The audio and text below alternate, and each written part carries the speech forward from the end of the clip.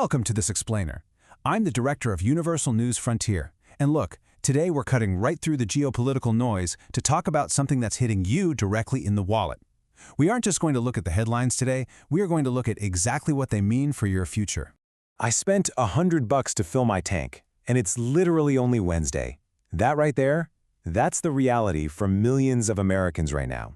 We're launching straight into this pocketbook crisis today because we have to connect the staggering cost of your daily drive directly to the events of February 2026. Somehow, a 21-mile strip of water halfway across the world just bankrupted the American commute. Let's figure out exactly why that happened, and more importantly, where all of this is heading next. So, here's the roadmap. We're going to break down exactly how that tiny strip of water is rewiring your budget, look at the hidden structural damages no one is really talking about, and outline 2 grim economic predictions for the next year or so. Part 1, the anatomy of a supply shock. Let's start with the geopolitical catalyst. To understand the sheer, unprecedented scale of this disruption, you have to realize that 20% of the world's seaborne oil trade just vanished overnight. Poof!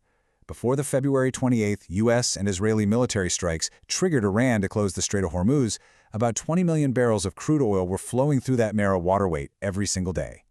After the closure, that plummeted to just 3.8 million. We are looking at the single largest supply disruption in the history of the global oil market. It's a violent shock to the system, and it's not something you can just casually reroute. And for you and me, sitting around the kitchen table trying to balance a budget, that global chokehold translates directly to this number right here, $4.31. That's our new national average for a gallon of gas, and it violently leaped up from the $2.68 we were paying before the conflict. It's basically a massive, immediate new tax on your household income. If you're in a state like California or Ohio, you're getting hit even harder. It is completely draining the monthly budgets of anyone with a long commute. But here's the thing, the pain absolutely does not stop at the pump. What's really alarming when you look under the hood is that this data marks the end of cheap freight. The national diesel average is surging nearly 50% to $5.45 a gallon. And remember, diesel is the absolute lifeblood of the American supply chain. It powers the trucks, the trains, the farming equipment. Because trucking fuel surcharges lag behind pump prices by a week or two, carriers are bleeding cash right now. They're actually being forced to reject their old, cheaper contracts and chase higher-paying spot market rates just to keep their doors open. This is creating a severe capacity crunch. The result? Manufacturers are slapping on massive surcharges of up to 30%. And guess who ends up paying for that? You do. It gets passed right down to you on literally every single consumer good you buy. Part 2, the hidden risks. Let's move past that immediate sticker shock at the gas station and examine the structural damages quietly breaking the foundation of the broader economy. Now, this is where it gets really interesting and honestly pretty deeply concerning. There's this concept called the shut-in problem. See, when a massive shipping route like the Strait of Hormuz gets blocked, regional oil wells have nowhere to send their crude, so they're forced into widespread, prolonged shutdowns. The physical pressure changes from capping these wells can actually cause permanent geological damage to the reservoirs themselves. What that means for the future is, even if a diplomatic deal is struck tomorrow and the ships start moving again, global oil production capacity might be permanently lowered.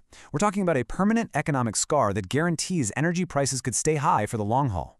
And that brings us to what analysts are now calling the dipping E-economy. The K-shaped recovery is out the window. Consumer sentiment has absolutely tanked back to those 2022 crisis levels. Because of this sudden, massive spike at the gas station, a spike that some politicians are already dubbing a Trump war tax, middle-class Americans are now joining lower-income households in aggressively slashing their discretionary spending just to afford their commute and basic groceries. People are putting off those big-ticket items. You're probably not buying a new refrigerator or upgrading your smartphone right now. Instead, consumers are hunting for cheap thrills, maybe an affordable beauty product or just a nice cup of coffee, just to absorb the sheer, crushing cost of living. Moving into Part 3, 2 grim economic predictions. We aren't just here to narrate the current pain. As analysts, we need to project exactly what this supply shock means for your future trajectory over the next 12 to 18 months. Based on the raw data coming out of the agricultural and logistics sectors, we are tracking 2 stark expectations that are going to dramatically reshape domestic policy and, by extension, your household budget. Here's prediction number 1, the 2027 food crisis. You might not realize this, but the Strait of Hormuz is absolutely central to the global fertilizer trade, particularly for urea, which requires natural gas to produce. With that route completely shut down, fertilizer prices have just exploded. Right now, a staggering 70% of surveyed U.S. farmers are saying they simply cannot afford the fertilizer they need for their 2026 crops. If history is any guide, this massive fertilizer shortfall guarantees a disastrous drop in crop yields for staples like corn and wheat. What does that mean for you? It means the grocery inflation we're feeling right now is going to look incredibly cheap compared to the food crisis hitting our supermarket shelves in 2027. And prediction number 2, the highway trust fund collapse. Look, to ease the anger of voters, politicians are doing exactly what you'd expect them to do. States like Georgia, Indiana, and Utah are already enacting immediate gas tax holidays, and there's a big federal push right now to suspend the 18.4-cent federal gas tax entirely through the Gas Prices Relief Act. But here is the massive catch. The Bipartisan Policy Center projects that a 5-month federal suspension would blow a $12 billion hole straight through the budget. I'd expect to see these well-intentioned political maneuvers, pausing the tax to appease voters, completely bankrupt the very fund that keeps our crumbling domestic infrastructure intact. We are staring down the imminent suspension of thousands of crucial road and bridge repair projects across the whole country. Which brings us to part 4, the gas tax debate. The crucial takeaway here is that we are facing a massive, seemingly impossible trade-off right now between immediate consumer survival and the long-term health of our country's foundation. And this is exactly where I want to turn it over to you. I want to hear your specific prediction on this impossible choice in the comments below. Do we sacrifice our highways and bridges to give the middle class an 18-cent break at the pump? Or is our infrastructure simply too critical to defund even when families are struggling just to afford the drive to work? It's a tough one. Let me know your thoughts down below, and thank you so much for joining me for this explainer. Stay sharp out there, and I'll see you in the next one.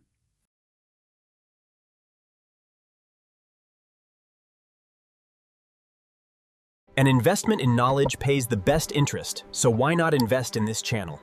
Click like and subscribe for more.